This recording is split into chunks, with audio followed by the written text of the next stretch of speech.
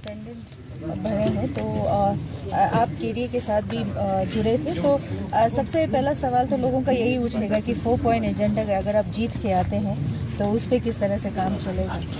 4 point agenda तो पूरे लद्दाख का एजेंडा है, ये सिर्फ केडीए एपेक्स का एजेंडा नहीं होना चाहिए।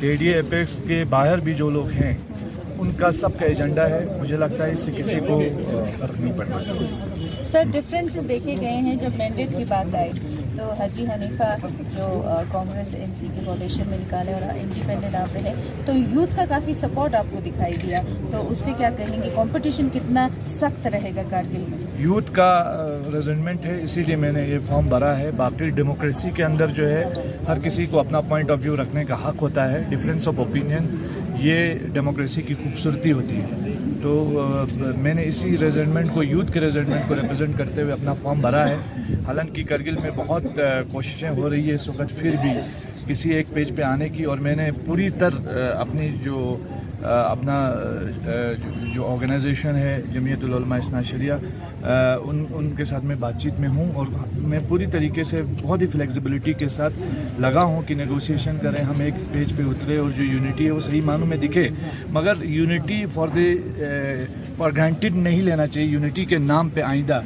तो ये चीज़ भी एश्योर करना चाहते हैं कि यूनिटी के नाम पे जवानों के साथ नाइंसाफ़ी, यूथ्स के साथ नाइंसाफ़ी, आइंदा आने वाली नस्ल के साथ नाइंसाफ़ी बिल्कुल नहीं होना चाहिए, और पॉलिटिकल मोनोपोली का जो सिलसिला है वो भी ख़त्म होना चाहिए। यूनिटी के नाम पे पॉलिटिकल मोनोपोली या पॉलिटिकल हेजमोनी थोपे जाने की सियासत जो है वो थोपने वाली सियासत का कला कमा करना, इसी मकसद को लेकर के मैं निकला हूँ। बाकी नेगोशिएशन के लिए हम ओपन हैं हर जगह, चाहे आप एपेक्स बॉडी केडीए के नेगोशिएशन की बात करें या इस वक्त कैंडिडेचर के नेगोशिएशन की बात करें, इन तमाम तर नेगोशिएशंस के लिए हम तैयार हैं।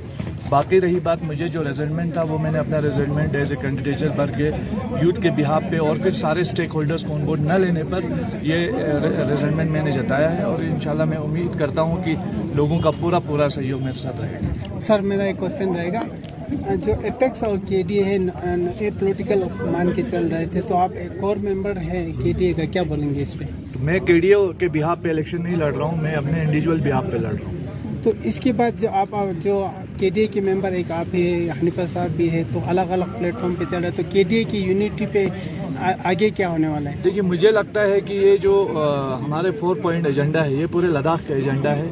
उसमें डिफरेंट ऑफ ओपिनियन रखने वाले लोग, सब लोग जो है वो अनेकता में एकता वाली हमारा ये जो इशू है। हो सकता है कल यहाँ हमारे करगिल के 2 कैंडिडेट्स लेह के एक कैंडिडेट के मुकाबले में है जो इस एपेक्स बॉडी का हिस्सा है, जैसे नमग्याल साहब हैं, तो वो भी तो एपेक्स बॉडी का हिस्सा है। तो हम सब चारों एक दूसरे के खिलाफ इलेक्शन लड़ रहे हैं, लेकिन एट द सेम टाइम हम 4 पॉइंट एजेंडे के साथ भी खड़े हैं। सर, यूनिटी की जो बात करी है, यूनिटी सही मायने में होना चाहिए। जैसे लद्दाख का जिस तरह से अनशन चला, केडीए और एपेक्स का दोनों जोर जिस तरह से लद्दाख में दिखाई दिया, तो क्या अगर रिजेंटमेंट, जैसे आपने कहा कि रिजेंटमेंट दिखा के आपने यहाँ पे सील कर, और आने वाले वक्त में अगर बात मानी जाए तो क्या विड्रॉल पे भी बात चलेगी? सर, मैंने आपको कहा कि मैं नेगोशिएशन के लिए तैयार हूँ, मैं बात कर रहा हूँ, और मुझे लगता है कि कहीं किसी को भी, मुझे भी और हाजी साहब को भी या फिर नमग्याल साहब को भी, किसी को भी फ्लेक्सिबिलिटी दिखानी पड़े उसको दिखाना चाहिए।